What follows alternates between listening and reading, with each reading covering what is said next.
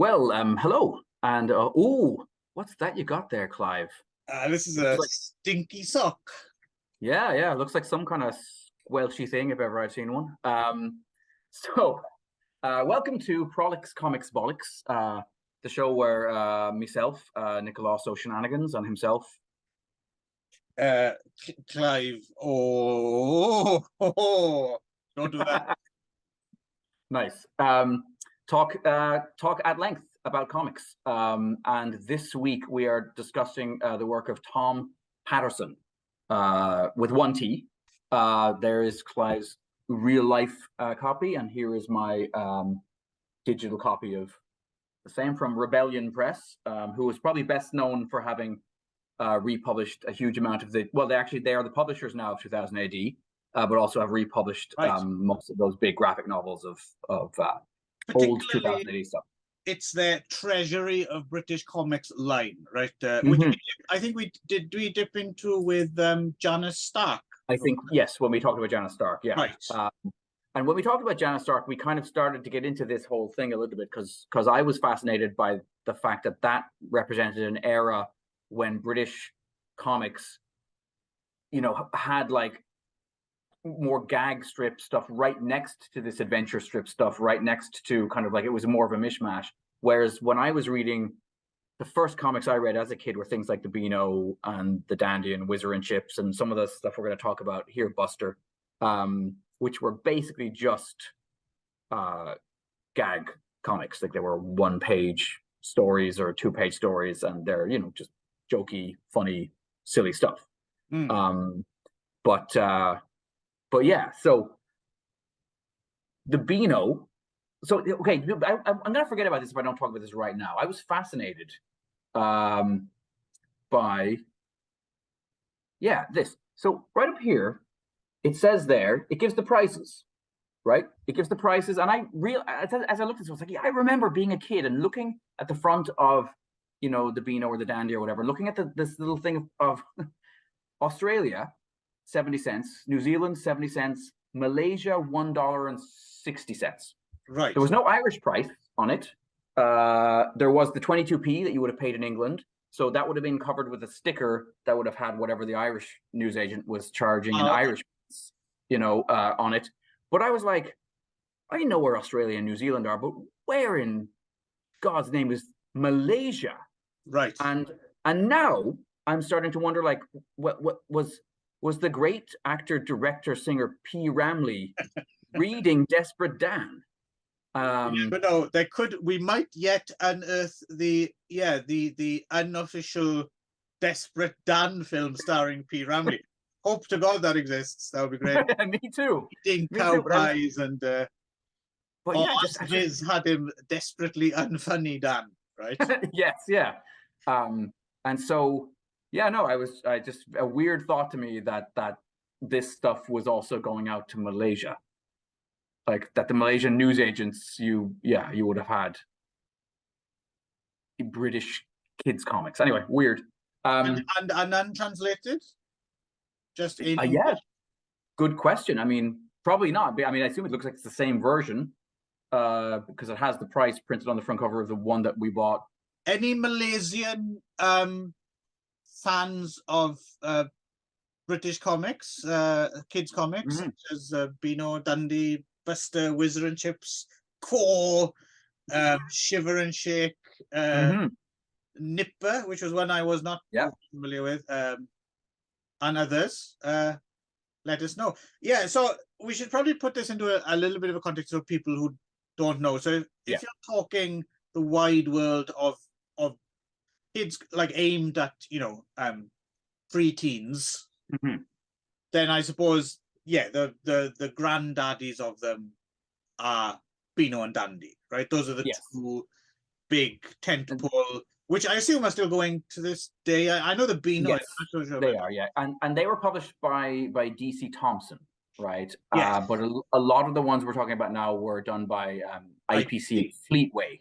But both all Scottish, right? If I'm remembering correctly. Well, Thompson. A huge number of the artists and writers and stuff that did this stuff, and including into comics that were more slightly aimed at a slightly higher age bracket, like 2000 AD. Yeah, a lot of the artists and writers were Scottish. And actually, if a good primer, I suppose, if you want to just kind of know a bit more about the wider context, is check out the first, all three parts are good, but the first part of, there was a BBC TV series which is up on YouTube called Comix Britannia, which is a lot of fun. I really like that. I've watched that doc through a few times. Actually, I just enjoy watching it. And the first episode has a lot on these children comics and gives a lot of context for that. So that's would you say that's a good starting point if you're interested? Oh yeah, definitely. I was, and I mean, so when I was a kid, I was Team Beano. I had Beano, and then so I was always allowed to subscribe to one comic at our local newsagent, and it was always a pain in the ass when you changed your subscription. You was always like, oh, you have to buy, because I've ordered the last couple of issues, so you have to buy them before I get the new thing for you. But so I started with Beano, and then for a while I tried Dandy, but it was never. Dandy wasn't. I mean, Beano had all the classics, including one which we won't be mentioning today, or we will mention it, but it's not in this collection. Calamity James.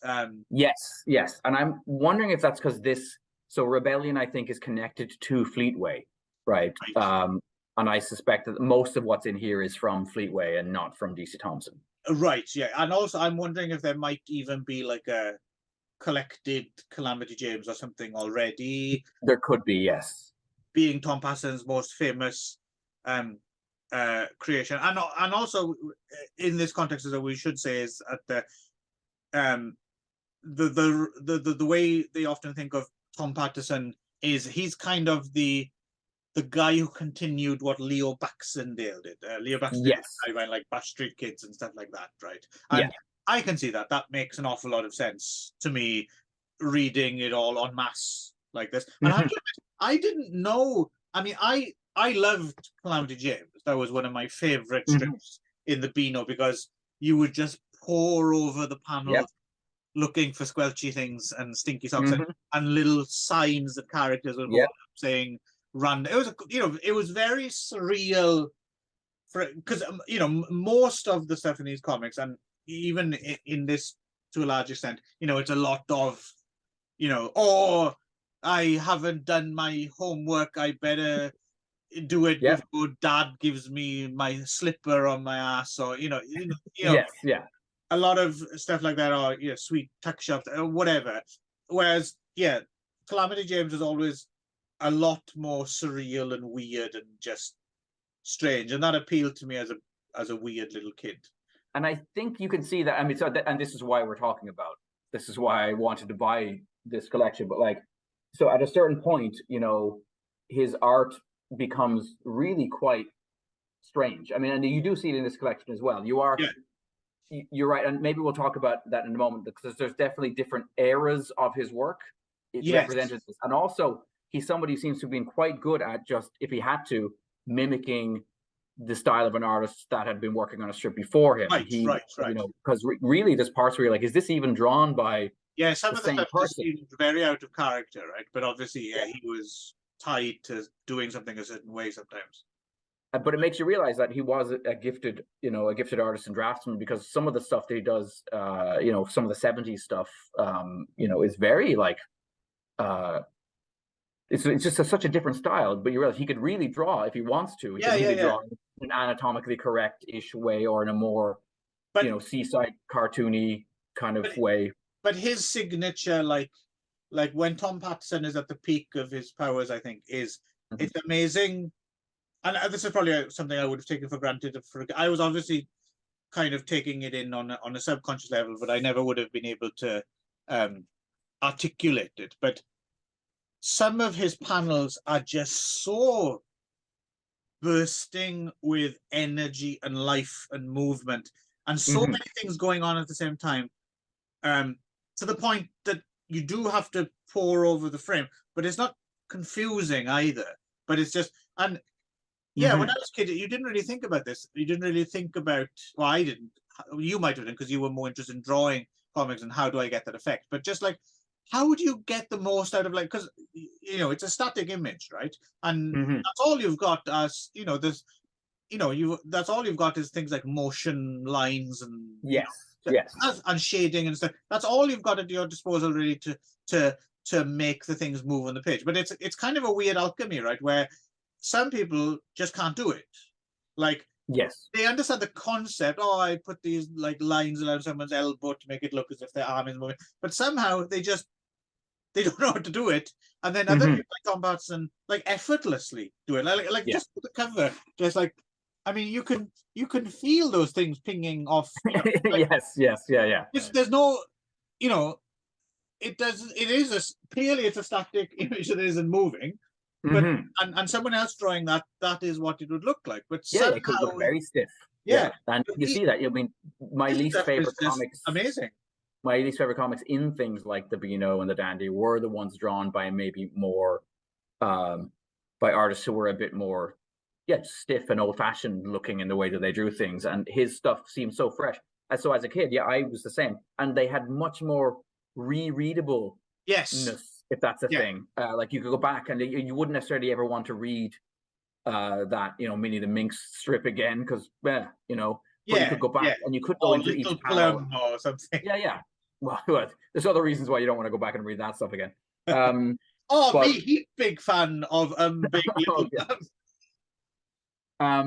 So I think for me, what I realized in looking at this time was, oh, hang on. So this is like this is why when I later on bought things like Zap comics, why I wasn't so shaken up by them, because there's a fair bit of that bendy, melty, you know, Robert Crummy, you know, like the way these characters like these with big stretchy legs and like ears. And Basil Wolverton was the other person who I started seeing with these like nostrils poking out and ears popping off the heads and eyeballs shooting out. It's a real underground American feel. Well, it's interesting because also the timeline is different, right? Because our timeline as readers and of children of that age is this stuff comes first, and then you graduate to the underground comics. But of course, in real time, these artists would have already read that stuff. And then smuggled it into kids' comics. There's definitely moments as I was reading this where I was like, there's stuff that's sometimes just on the edge of like a joke that's slightly more adult in tone, or just a little edge of danger to some of Patterson's stuff that was just absent from all the other pages in an issue of Beano. But don't worry, parents, because he'll undercut it any minute now with some of the worst puns you've ever heard. This man was fond of his puns. Like some of the things are just, they go into some of these. I found my brain melting a little bit reading like a whole click. Like pace yourself. Beavis and Butthead episode. No, I would recommend it because some of them I was like, and it worked for me. So that might be the way to do it, is to beat yourself senseless with well, I mean, so let's go through some of the characters. So Buster, we got Buster, who I mean, some of these, I mean, you know, he doesn't have much to work with. I mean, a lot of these characters in these comics were like sub Dennis the Menace, right? Like how would you read Dennis the Menace? And Buster, I don't know what he does really. He's Dennis the Menace, but instead of a dog, he has a pet worm. And a cat. And without the edge, you know, Dennis has a little bit of an edge, where Buster seems a bit more happy-go-lucky. Dennis is a fucking thug. He's a piece of shit. This is true. Beating Walter Softy. But I did want to say that this is something that I had kind of forgotten about, that there's this like there's this element of like, and it is in these as well, of like rampant homophobia that ran through British comics of this era. Lots of little like, you know, mincing characters and like with flowers and and you're like, oh, that stuff doesn't I wonder what anymore. I suspect they're not in the Beano anymore, but I'd have to pick up a copy to make sure. But and also in terms of Buster, the other characters are not pansy, but in terms of like, that's not very political. Dozy Derek, their kind of, I Yes. guess, mentally challenged friend. Yes, yeah, and also there's also, and then the other thing is like big girls being like the kind of a thing of like Yes, almost like early like fat slags kind of like Viz. You can see where some of these things didn't have to be extrapolated that much or exaggerated that much to move into Viz, but right? Tom Patterson did write for Viz at a certain He point. did, yes. Yeah. Jasper Gasper, something like that. Whose character is desperately trying to get a cigarette in Victorian. I'm wondering if, I mean, I'm not familiar with it, might be really good, but I'm wondering if it's one of those things where he might have benefited in the same way as the original run of Ren and Stimpy benefited from not being allowed to go exactly adult, and the later ones kind of, they're not as good, right? Because no, because they're not kicking against the walls, right, seeing what they can get away with. But yeah, Buster, probably the nadir of this collection is Captain Crucial. I mean, that's very dated it's funny because like the actual art is that's got some of the most interesting art in the whole book. Like he's really gotten his colors down. He's got that that really zap, like this is not from that, this is from kind of a similar era of like, that's just see that in a yes, but unfortunately it's couched in this kind of weird Beano goes Ebonics thing. And another thing that would had me laughing out loud is the height of fashion is the main character wants to have a shell suit. Yes. Those were the days when highly flammable sportswear was the thing to have, right? And worse than that, though, I mean, sorry, a slight tangent, but this reminds me of something now in retrospect. I'm thinking like, why did people want them? Do you remember those, what were they called? Those T-shirts that changed color. Hypercolor. Yes. The hypercolor T-shirts, yes. Basically, showed where you were sweating. Sweat stains, yeah. Or like somebody will come up and slap you on the back and you have a big handprint on, Yeah. I didn't realize that was cool for 5 minutes, right? I didn't realize that those had gone like to, I just thought that was a thing in like North America. So I didn't even realize they were sold in. Yeah, they weren't called hyper. They came in after I moved. Called something else here. I can't remember what it was called. It was a different name, but not a good idea. But like this stuff like this is just so weird. Like some of these, like when they're just like weirdly blob creatures. They do look like something out of an underground comic. And they're just strange. Like what is these stories are almost barely stories at this point. They're just him going wild with his like pencil and pen. Right. Trying to outdo, that's sort of like there's an entire Coronation Stream. This part from that same. Coronation Stream. Speaking of puns, with Mike Baldwin, cheese. Actually, the one that I had to show this to my wife, and my wife was amazed because, different people for some reason in our household, I think it's via having 2 cats. We have by our own path reached the hilarious pun of Tuna Turner. But there's a Tuna Turner. Yes, there is. And actually, me and my wife both went down rabbit holes. We went on Google, and you can find quite a few Tuna Turner products. There's an IPA called Tuna Turner, and on the bottle there's a fish with like a perm. And there's a jigsaw. There's some company that does like cat-scented jigsaw puzzles, right? Okay. One is Tuna Turner, and there's one. Get this. There's a cat. Right, the jigsaw puzzle seems to be a cat with like an Aladdin slaying thunderbolt down his face. David Meowie.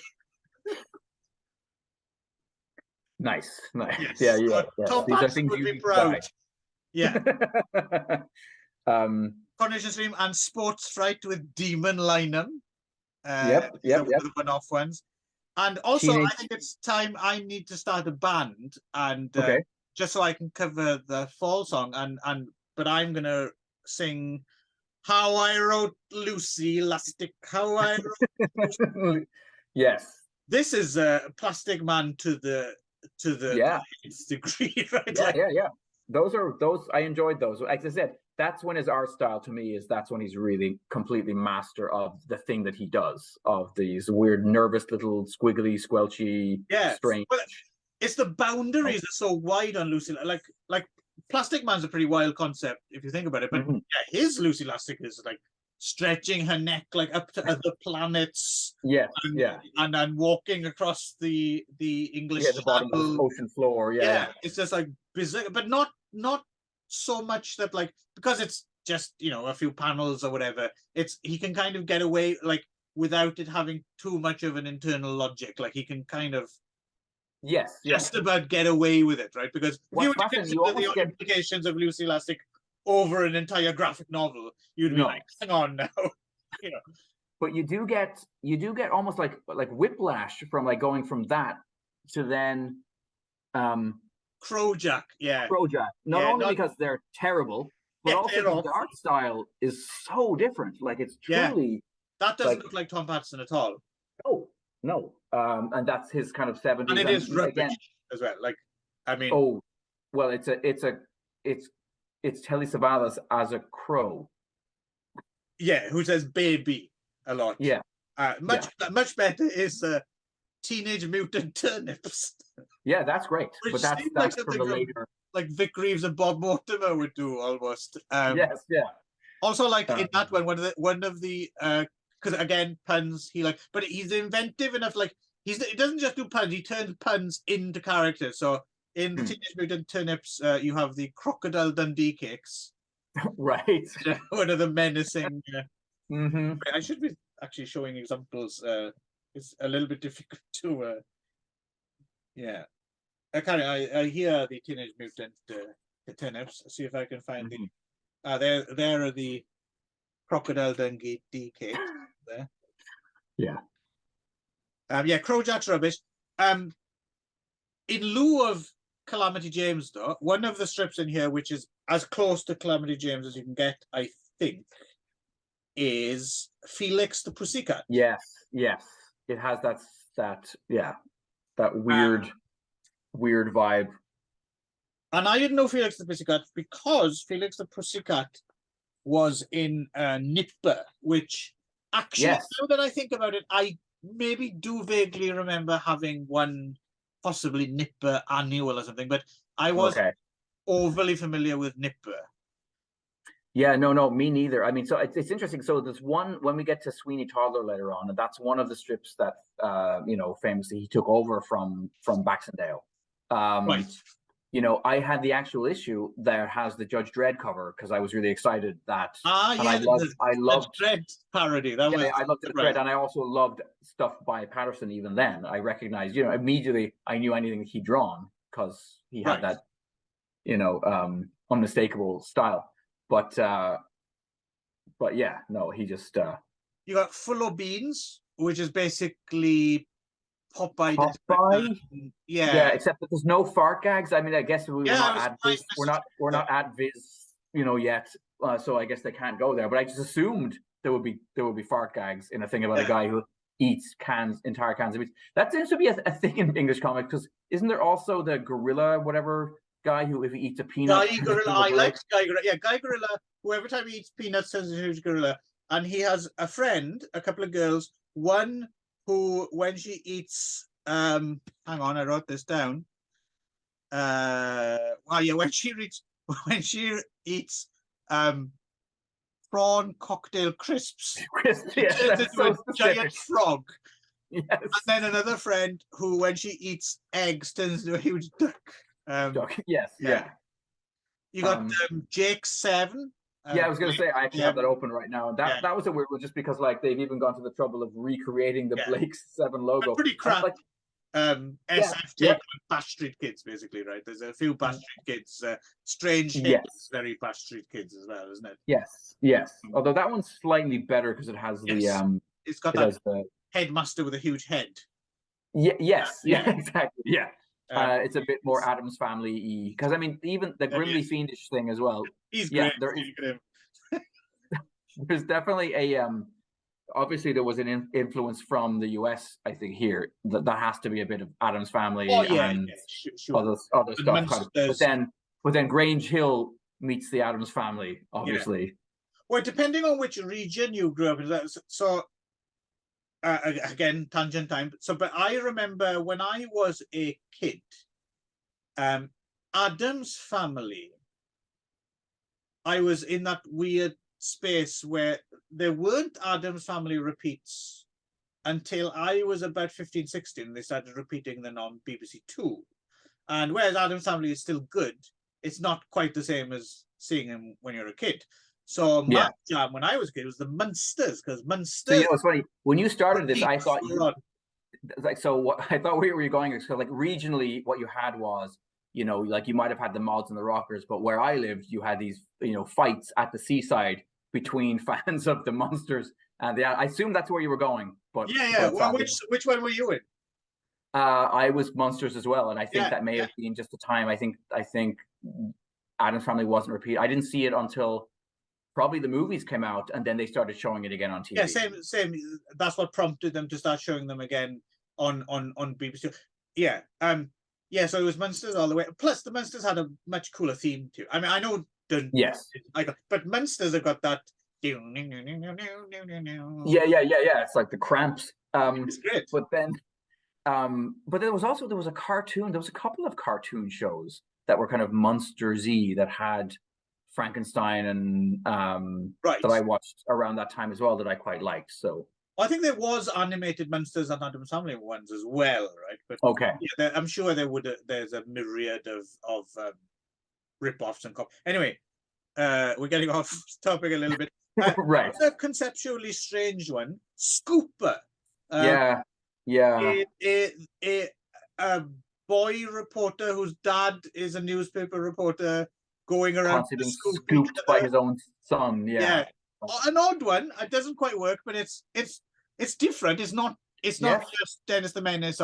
Because the other thing I remember, not just again, I always liked the variations when I was like, I would go through, because obviously when you're a kid you reread your comics, right? Mm-hmm. What I would do, I don't know if you do this, what I would do is I would get into jags of like, oh, I'm suddenly interested in this character. Yes. I would reread go back through all the issues and So I remember going like through a phase of like, I'm going to read all the Roger the Dodger strips and actually try and think of because I loved the idea that Roger the Dodger had like a stack of like self-written manuals, right? Like how to get away. And he had books. And I thought, wow, I want to have my own collection. And I actually started trying to think of how can I get out of. But then the thing is, I was actually raised by parents who actually were didn't actually ask me to do much of anything. I didn't I didn't take the rubbish out. I didn't do anything. So I was like, oh, I don't have much to dodge really. So that didn't go far. But I like the idea of something a bit different, right? Because he had stacks of them. How many dodges did? Because they were thick. Like one book was that thick, and he had like stacks of them. Like he's spending so much time working on these. You think he, probably just could have taken out the rubbish, and would have been less time than. But it's always more fun to try and get out of something than actually right. There was the other one. I can't remember what his name was, but there was a character who just invented shit. Kind of like a young Doc Brown. Oh, yes. I remember being slightly obsessed with him for a while as well, and like trying to think of my own. Again, the time and effort you would put into making a machine that answered the door. You just answered the fucking door. Right. But yeah, what's his name? The guy who did all of those famous drawings that people try to make them the machines that Rube Goldberg. Rube Goldberg, yeah. Oh, you've seen some of those YouTube videos as well. Those are extraordinary, the lengths that some of people have. Fair, some of those are quite impressive. So the park was a weird one just because it seemed to continue. Like it wasn't good, but it was weird that it seemed to like have the same set of characters, and there was almost like a semi-continuing narrative. Although they could kind of is something where they would joke at the end that like they weren't going to come back to whatever they had done in the previous. This was weird for me actually because this had me flashing back on. I can't remember how old I would have been.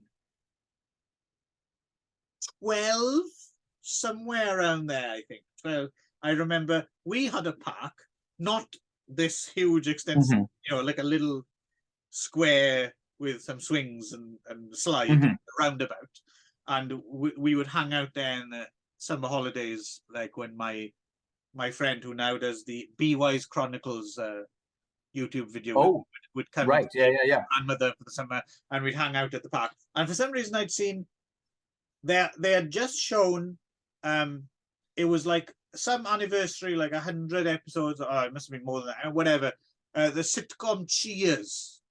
Okay.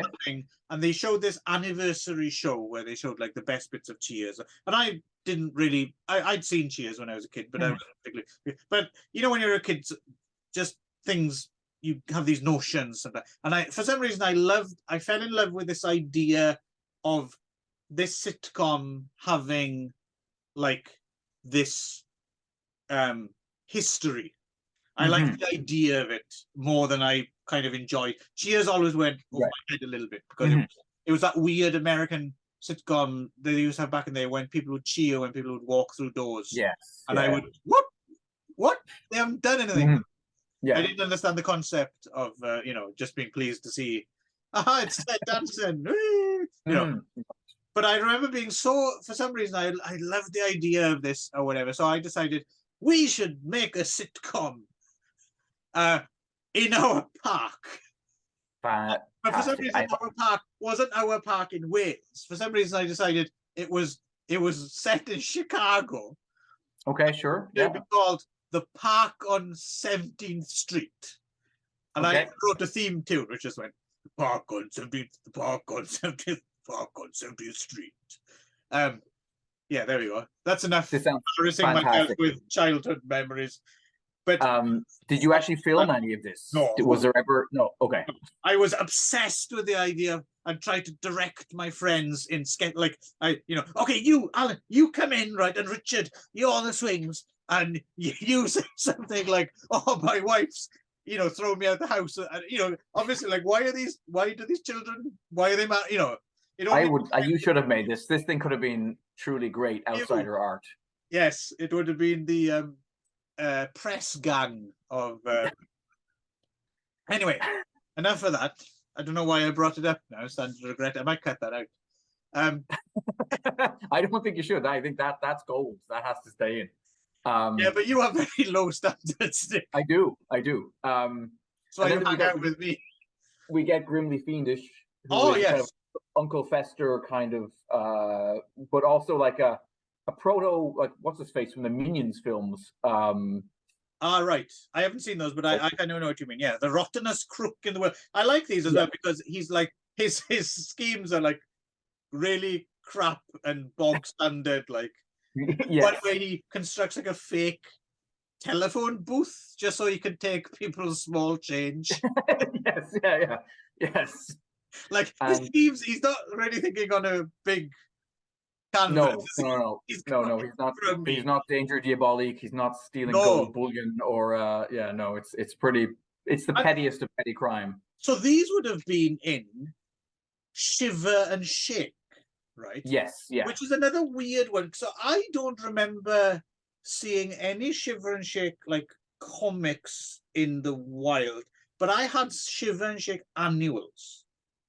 Yes, I think this is a thing that, like, and it did happen in the States as well, where at a certain point, if a comic wasn't selling as much as they wanted, but they had still produced a certain amount of material, they had strips for the next few months or whatever, they would absorb them into a more successful comic. And if there was a character or whatever that was, it happened less in American comics because there were less American comics that were anthologies. Right. But occasionally, there might be something that ran for 7 or 8 issues, and then Marvel would do this sometimes where they would cancel that, but they'd have the characters show up in another comic for a few months just to kind of give them some sort of ending. The amount of comics that 2000 AD absorbed, right? Yeah. Tornado, and again, interestingly, often there would be characters that would actually end up lasting quite a while. Right. So Strontium Dog was from Star-Lord. Star-Lord. Yeah, and it went on for many, many years afterwards. The Rollbusters came out of there as well, and then Tornado. There was something. I think Starlog. You're onto something there. That wasn't Starlog. Starlog is a magazine that was like science fiction TV. Yes, yeah, like a Fangoria for science fiction kind of thing. Yes, exactly. Yeah. I do know that because they interviewed me once. What? They were I think they were the only people who interviewed me when my first. Oh no! Sorry, I got confused again. That's Starburst. Okay. Yeah, sorry, it was Starburst, not Star. That's a kind of that's the American name for opal fruits. Well, it's also another one of those SFE magazines. Okay, and sorry, they interviewed you about what now? About my first book. I was the book. Okay, okay. Yeah. All right. So Shiver and Shake. If I Shiver, I should have looked this up, but if I remember correctly, Shiver and Shake, the way the comic was constructed was it was a competition between the Shiver side and the Shake side. Yes. And I can't remember, was Whizzer and Chips was the same. Yes, but Shiver and Shake, one was it an elephant and a snake? Yes, something like that. Yeah. Because I also, for some reason, I think ghosts were involved as well. But yeah, it seems like they should be. So it was an odd. So he wrote for that. He that's great. And then Oink. I didn't realize. Yes. Oink. Yes, and I vaguely remember this actually when I saw that page or those pages from Oink. I was kind of like, yeah, that I remember his style, and I recognize him again, being like, oh, that's that guy that I like that does Sweeney Toddler and Calamity James and. Yeah. But again, I'm wondering if Oink might have been a little step too far in terms of freedom in a way, like because it was more anarchic. For sure. This fair. I was a big fan of Oink. I used to get Oink. Because it was the only comic that Frank Sidebottom was in as well. Yes, exactly. But yeah, this thing of like, so Whoopee, for example, was where Sweeney Toddler first appeared, and then got absorbed into, and so but Sweeney Toddler continued and became the main character really in whatever it was that it was absorbed into. Was Whoopee, because I think Whoopee was one of my short-term subscriptions for a while till I got bored. You know, towards the tail end, I'd skip around Beano. I tried Dandy, and then I tried and then I found like Eagle in 2018. But was Whoopee Beryl the Peril? Yeah, I think so, yes. But let me just go through here when it shows up here. But yeah, so Sweeney Toddler looks like he was on the cover. So I'm not sure who was. He may have been their main kind of So this is the one. I had this issue, which even went so far as to recreate the then 2000 AD logo as the. No, I was quite excited to see that. A lot of the Sweeney Toddler ones seem to be parodies. And yes, it gets quite meta when he draws his own strip at one point. Right? Yes.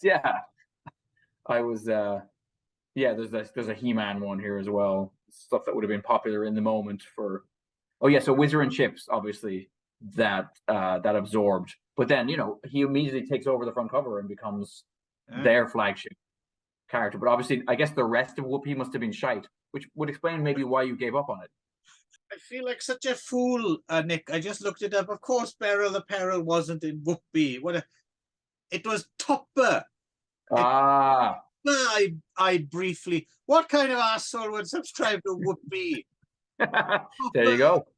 Yeah, there we go. Although I don't remember much about Topper either, but no, I was happy to see Big Daddy appear on the front cover of this issue. I was wondering about that because it's like 86, right? So I'm guessing this is pre-manslaughter charge. I'm guessing so. Yeah. And it's also not drawn that much like him, so I'm guessing it because normally when they drew real characters in these comics, they'd make like like Mike Reed joins the Let's Find Nasher campaign and stuff like that, right? And about that. And it turned out he'd been all along. He'd given birth to Nipper. Oh yes. He knew that Nasher was a girl. Yes, yeah. A sexist little boy readers assumed he must have been a boy. Yeah, so yeah. So I'm thinking, I'm wondering if they just swipe Big Daddy's likeness and yeah, and yeah, we're kind of. I suppose the other main one, there's a one-off ones. The other one, I was surprised I quite liked because when it started, I thought, oh no, we're back in Captain Crucial land again. territory, but was actually a lot better. I know. Watford Gap. Yeah. Again, but it's it truly really looks like underground. Like I could see these as like stickers that you would have on your skateboard or something like that. There's something really like that kind of graphic, you know. They also looked vaguely. They struck a chord with me as well. Like I don't remember Watford Gap, but I'm wondering if there was something else akin to it. I don't know if Tom Patterson wrote it or not, but Watford Gap really looks like someone. But yeah, again, it is very art crap, isn't it? The Watford Gap character. Yeah, like truly. And quite also surreal. quite at the end. In a way, kind of naff, like not very good rhymes, but some of the stories are pretty weird. Where's the guy? Look at this guy, this muscled guy. Like his head there's just a muscle mass with a nipple on top of his neck. Again, that looks like something that looks like something John Kay as well, doesn't it? Yes, totally. And then quite near the end we get Mongo the Drongo,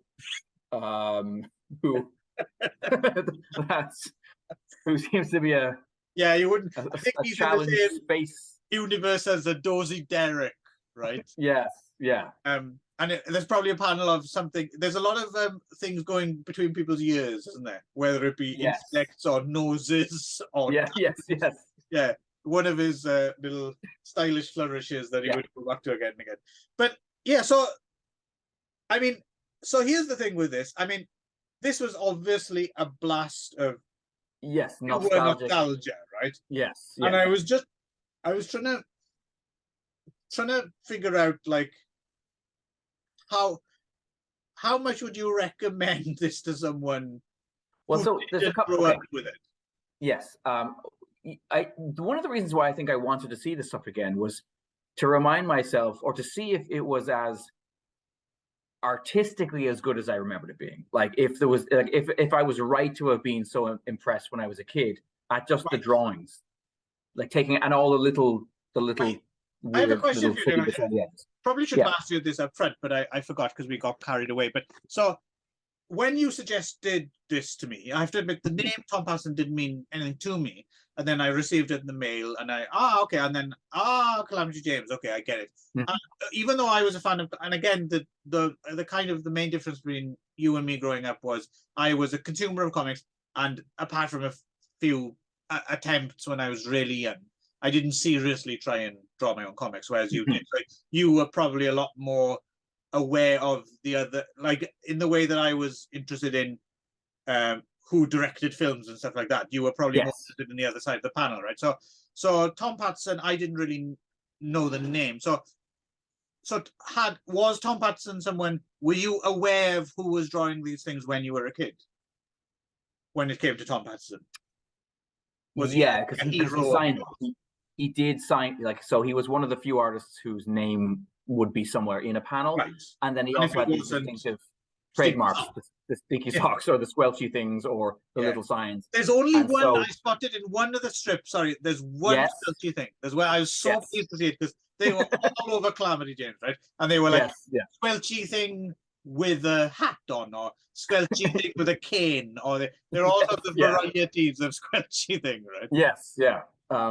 But no, so I think for me, you know, he was a bright spot in that era of comics. Like he was just somebody who I would go to, like if I was flipping through something, I would immediately stop and like, oh, that's him, because you knew right away. And then that would be something I would pore over and that I might copy, try to do my best to copy those drawings, those panels, and that idea of just cramming the panel with so much stuff to look at, I just loved. And so I just wanted to see if I was right or wrong, and I feel like I was right. yeah, sure. Some of the stuff, like the older stuff, the more 70s stuff, I'm impressed that he's a guy who's clearly has a much broader Right. range of styles he has access to than I would have thought. But the stuff that upon revisiting it, that I was like, yeah, no, that's the stuff that I wanted to see again, and that stuff is the standout stuff, the quintessential Tom Patterson squelchy thing, you know. Right. And you know, I think he was somebody who could elevate, because he was often working from scripts from other people, but he could elevate it, like he could visualize it in a way that would make it interesting, and then all those little side things are him, I think. Another thing about British comics that I have forgotten that's so strange is these lines evaporating off people with like words in them, like exasperated frustration, or like like as though the picture doesn't tell me that I get it, but like it's very, that's a very British kids comic. And it's weird that it oddly doesn't seem like cheating, even though it should. Like if you can't convey it and you have to write it down, it seems almost like it's a cheat, right? But somehow it's not that. It's like, I don't know, at least not the way he does it. Yes, no, it's somehow it just gives things this extra. So I would recommend it. I would recommend it to A, people who are fans of kids comics, and B, to anyone who really likes cluttered, crazy, silly, over the top drawings. Like, I think there's so much to just kind of dig into and enjoy. For instance, you have a little coterie of comic friends who didn't grow up and stuff, right?